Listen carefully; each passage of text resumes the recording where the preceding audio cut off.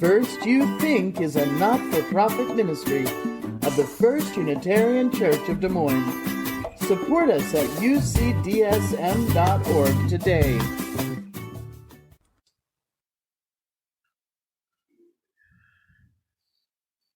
This is a sermon about our fourth source.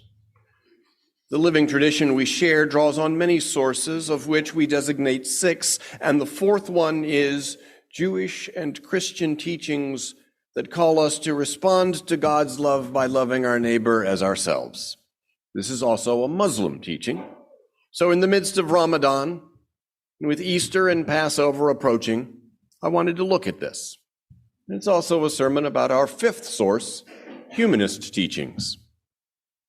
God is a bit of a contentious topic among Unitarian Universalists. Some of us resist any use of the word or concept. For others of us, some conception of God is a touchstone for making sense of life, for discerning meaning and hope amidst this confused mix of beauty and tragedy we call life. Last week, I told you about a tussle in Unitarian history that started in 1865 and lasted about 30 years. We have always rejected a creed, and then some Unitarians were like, I love being creedless. By the way, I'm not Christian. And other Unitarians were like, when we said we were creedless, we kind of meant everyone was free to work out for themselves the specific details of their relationship to Jesus. We never imagined anyone would go so far as to not be Christian at all. And then the first group, called the Radicals, was like, well, we're going that far. And the other group, called the Conservatives, was like, okay, but you're not Unitarian. And the Radicals were like, but I am Unitarian. Unitarians are my peeps. I love our churches, the sermons, the hymns, the choir, the classes and study groups, and those dinners that we are just now beginning to call potluck. And after about 30 years, the Conservatives were finally like, yeah, all right, fine. That was round 1, which sets up this week to hear about round 2. About 20 years went by, and in the middle of the 19-teens, we started up the whole cycle again. Only this time, instead of being about non-Christians, it was about non-theists. Some Unitarians were like, still love being creedless. By the way, I don't believe in God. And other Unitarians were like, when we agreed that Unitarians didn't have to be Christians, we never imagined anyone would go so far as to not be theist at all. And then the first group, called the humanists, were like, well, we're going that far. And again, it was our more Western congregations at the forefront. But Western by now was a bit further west than Pittsburgh. The Unitarian humanist movement got its start right here in Des Moines, when this congregation hosted the 1917 annual meeting of the Western Unitarian Conference. That's where this congregation's minister, Reverend Curtis Reese, met the Minneapolis minister, Reverend John Dietrich. Reese and Dietrich got to talking and discovered that each had been working on the idea of religion without God, which they would decide to call humanism. Just as a couple generations before, there were attempts to adopt a statement that would rule out these non-traditionalists. And the controversy was heated for a few years there, but no statement was ever passed, and the furor eventually petered out. What was ultimately persuasive was not any argument in a Unitarian periodical or from a Unitarian pulpit, but the simple fact that humanists and theists really could sit side by side in our pews and committee meetings and stand side by side in our social justice projects. And at our potluck dinners, the green Jell-O salad wobbled the same and tasted the same, whether brought by a humanist or a theist. We are a people that have learned, yet must periodically relearn, that we need not think alike to love alike, and that people with different beliefs can come together in one faith. With that background, I want today to look at the ongoing status of the difference between our theists and our atheists. What sort of difference is it? The disagreement sometimes seems to be ontological. That is, the parties advance competing claims about the nature of reality and what reality does and does not include. Sometimes the disagreement seems to be semantic. That is, the parties advance competing claims about what words do or may mean. Mostly, though, it seems to me that this issue is neither ontological nor even semantic. It's tribal.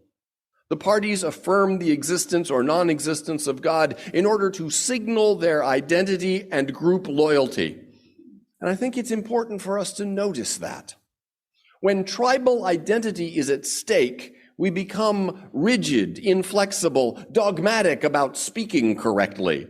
And this is just as true for those who call themselves atheists as for those who call themselves theists. When our tribal loyalty is not at stake, almost all of us are flexible, creative, open, and charitable in the ways that we use and respond to non-standard language. The question then arises, what's more important, defending our tribal identity or connecting with other people where they are? Let me illustrate. Some years ago, I was well into adulthood and my own children were teenagers, and we were all gathered with my parents for Thanksgiving dinner. My mom regaled the table with a story from my childhood of which I had no recollection either of the events in the story or having heard the story before. Mom said that once when I was about 5 years old, we were at some fair or carnival where I saw helium balloons for the first time. And I pondered this amazing thing. And I asked, Mom, why do they go up? And my mom, rational scientist physics professor that she was, answered me, why wouldn't they go up? Things go down, I said. Said Mom. And why do they go down? Because of gravity, I said. I was 5 years old, but I knew the word gravity. Ah, she said. Well, the balloons go up because of levity.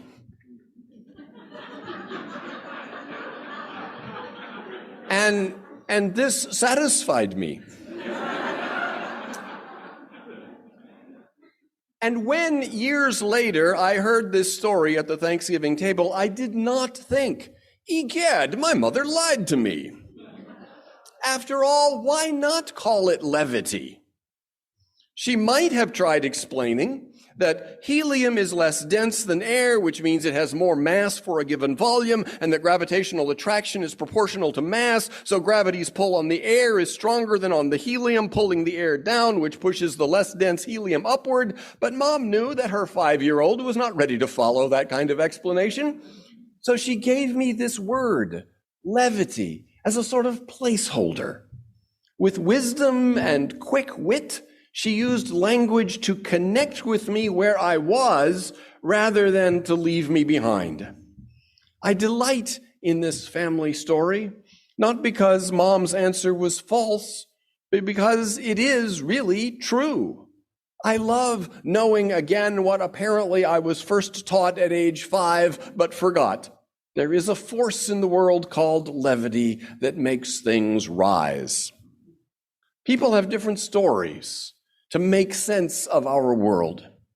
Some stories about reality feature a creative force that is person-like in that it knows and it wants. Other stories tell of a creative force that has knowledge and desires in a rather metaphorical sense. Still other stories depict the forces of the universe creating and destroying utterly without anything that could be compared to knowledge, intentionality, or purpose, even metaphorically speaking. Besides the different opinions of what does or does not exist out there, the ontological questions, we have different viewpoints on how words may reasonably be used, the semantic questions. In my experience and study, the core uses of the word God, I would argue, are to point to any or all of the following: community-forming power, love, the greatest source of beauty, mystery, or creativity, the widest or deepest inspiration to gratitude, humility, wonder, and awe, origin, any ultimate context and basis for meaning, value, ethics, or commitment, the widest reality to which our loyalty is owed, the cosmos. My semantic argument is that these are the most important meanings, the essence, if you will, to which people, regardless of their religious persuasion, have pretty much always been referring to when they said God. Many who speak that word would also include person-like creator, but many would not. So I regard person-like creator as non-essential. That's my semantic claim. Others disagree with me about that. They counterclaim that the word God unavoidably implies a person-like creator. And that is the thread of the thoughts that I will pick up again after our interlude.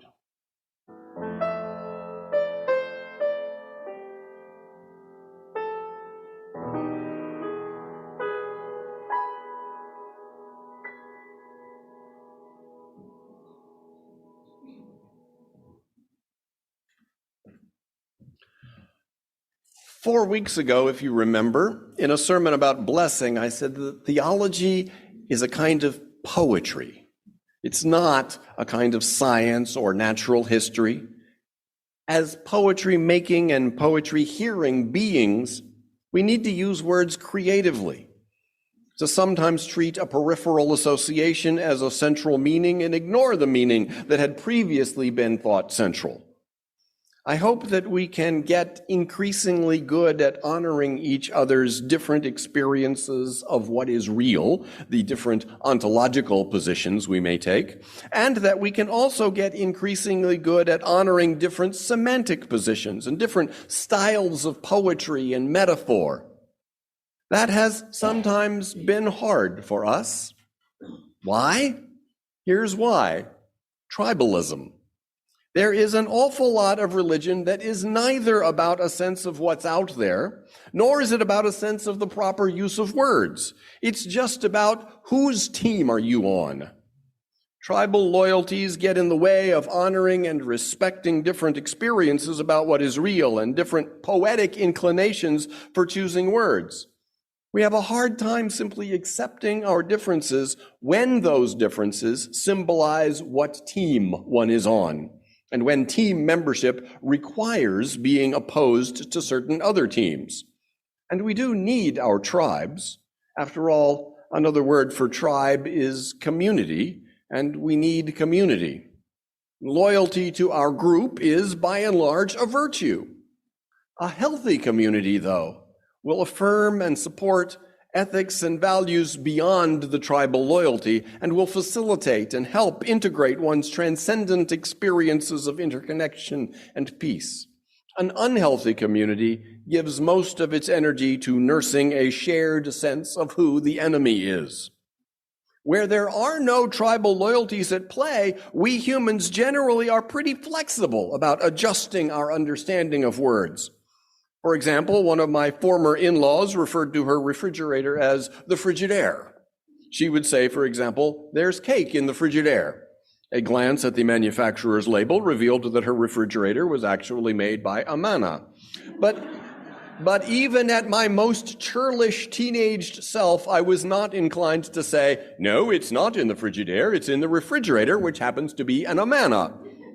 Would you say that? Me neither. We simply adjust to different ways of using words. If Longfellow's poem Hiawatha wants to call Lake Superior Gitche Gumee, we let him. Or consider Lewis Carroll's poem Jabberwocky. "'Twas brillig and the slithy toves did gyre and gimble in the wabe. All mimsy were the borogoves and the momwraiths outgrabe." Many of the words are made up. You can call the poem nonsense, but it isn't meaningless. The sound and rhythm and context they create for each other invite us into a world of imagination, and most of us can go with that. Tribalism, however, makes it difficult to extend the same flexibility and charity to language about God. To illustrate how attitudes about God work, consider the ways that some of us find our genial adaptability stiffening dogmatically when it comes to grammar. I, for example, occasionally find myself wrestling with my own grammar dogmatism. I am sensitive to the difference between lie and lay, and between disinterested and uninterested, and I am capable of wishing that other people were too. Where does this come from? It's about my own tribal and class loyalties. It would seem a betrayal of my grandmother's parents and beloved English teachers if I were to allow myself to relax the guard against the barbarians at the gate, dangling modifiers and saying less when they mean fewer.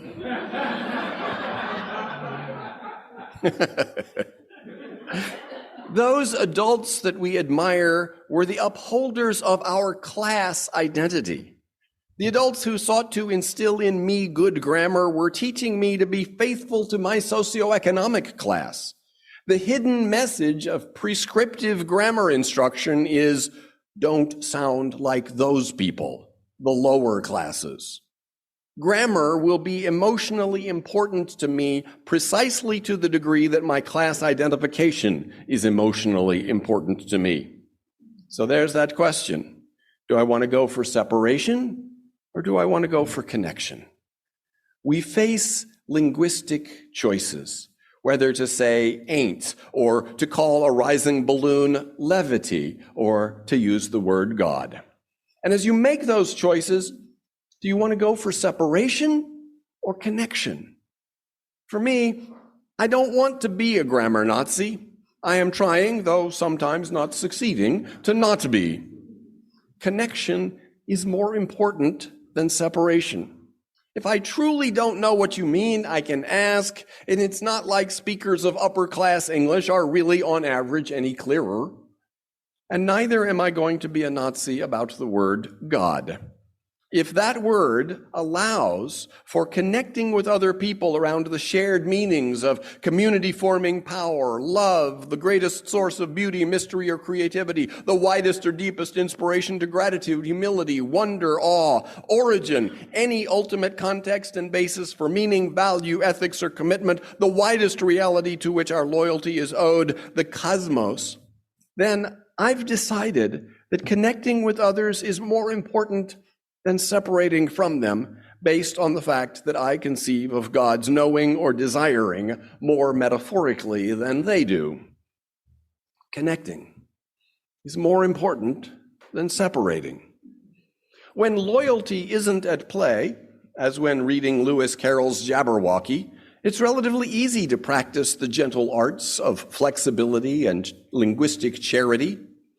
I've come to understand that whether or not I want to insist that God necessarily must imply an entity with awareness and intentions is mostly about my tribal loyalty, just as my grammar pet peeves are. Can we Unitarian Universalists engage in a process that we would call discerning what God is calling us to do? Can we have conversations about the question, how do we serve God? Yes, we can. In talking about serving God, we would be talking about serving life and good and the flourishing of all beings, while also reminding ourselves of the finitude and corrigibility of our conceptions of life and good and flourishing, which is just what I think Jews, Christians, Muslims, and Hindus are also talking about when they speak of serving God.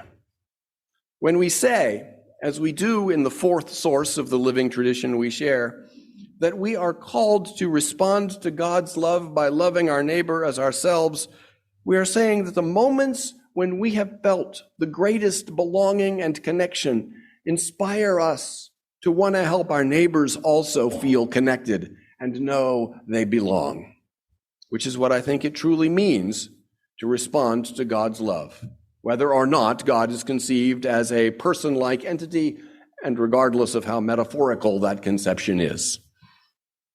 If I have a chance to connect with you, whoever you are, then connecting with you is usually more important than separating myself from you.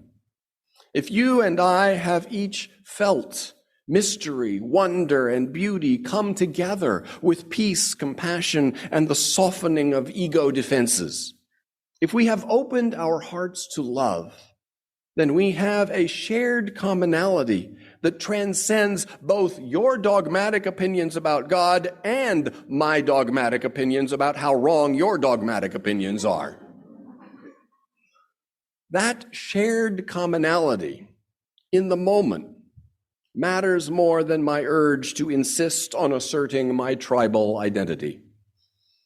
It turns out I can still oppose mandatory school prayer, support mandatory inclusion of evolution, favor reproductive rights, legal recognition of same-sex marriage, abolition of the death penalty, and public programs to take care of all our people, and talk about God. I can talk about the impetus of the universe as God's call for us to improve our understanding, respect our differences, serve life and freedom, and share God's preferential option for the poor. Willing to employ God talk judiciously, I can be more effective than I ever could by a fastidious refusal to invoke the one word that more clearly than any other conveys a sense of spacious mystery, tugging us toward the better angels of our nature. Moreover, I find my wholeness and healing growing the more I perform the imaginative exercise of pretending that the world might be whispering to me, calling, inviting me to love if I but listen. Listen. It is God's love calling me to respond by loving myself and my neighbor as myself. It is God's love lifting me up as levity lifts a child's balloon. May it be so for all of us. Amen.